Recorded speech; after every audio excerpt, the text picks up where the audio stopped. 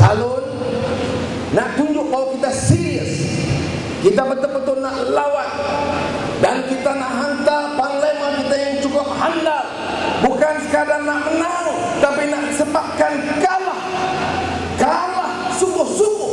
Siapa juga calon dari MIC atau UMNO atau Barisan Nasional, kita nak hantar panglima kita.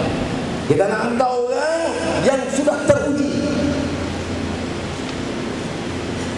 Sebab itu saya dan rakan-rakan dalam pimpinan Parti Keadilan Rakyat bersetuju untuk menetapkan Datuk Zaid Ibrahim sebagai calon kita.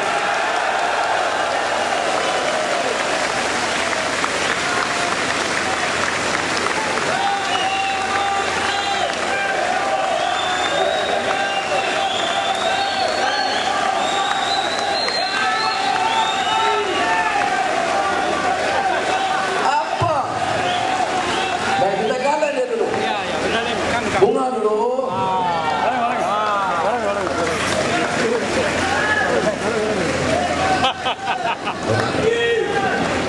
Baik. Apa istimewanya? Nanti saya minta dia berucap. Apa istimewa Datuk Zaid?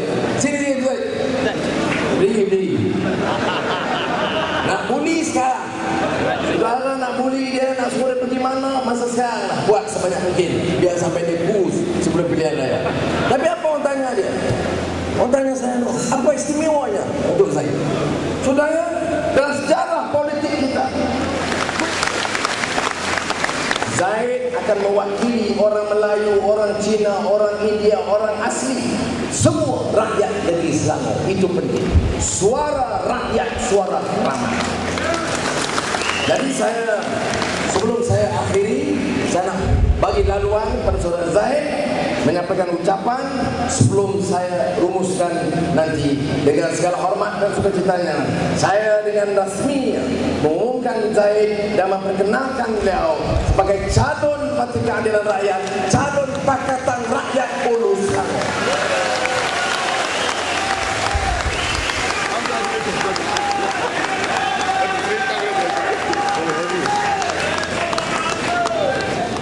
Saya bukan orang luar.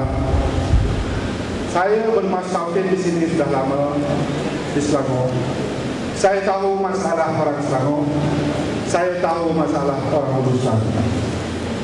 Saya tahu masalah orang-orang miskin. Saya tahu nasib penerimaan Felda yang mendapat 1.500 selepas potongan impor. Walaupun Felda hari ini kaya dengan nilai harta 40.000 juta. Itulah kekayaan Felda. Itulah nasib kita di negara ini. Negara kaya, tetapi tidak, kerana tamaknya pemimpin tidak cukup untuk rakyat semua. Dan inilah yang kita perlu atasi, mesej yang kita akan sampaikan. InsyaAllah dengan pertolongan tuan-tuan dan puan-puan, saya boleh menjadi suara kepada semua rakyat di sini. Sekian.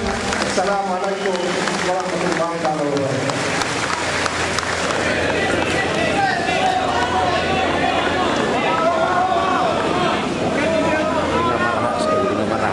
Dengan marah sekali. Marah.